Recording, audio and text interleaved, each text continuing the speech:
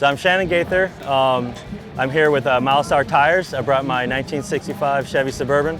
So I used to work with Jeff at CPP, and he hooked me up with some brakes on my Nova back in the day. And when I started this project, I needed drop spindles, I needed big brakes.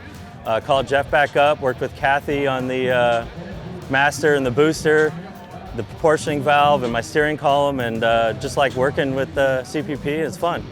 So I'm running the big brake kit and the drop spindles, pretty straightforward on that. Unfortunately, you can't see them hiding behind my American Racing wheels, but you know, they stop great.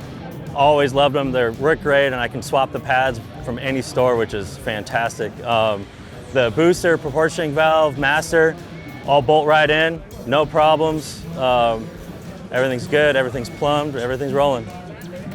So this is the only 292 I've seen at the show this year. It's a numbers matching 292, factory 4-speed manual, tweaked a little bit. So running twin 2-barrel Phytech fuel injection with a 70mm turbo.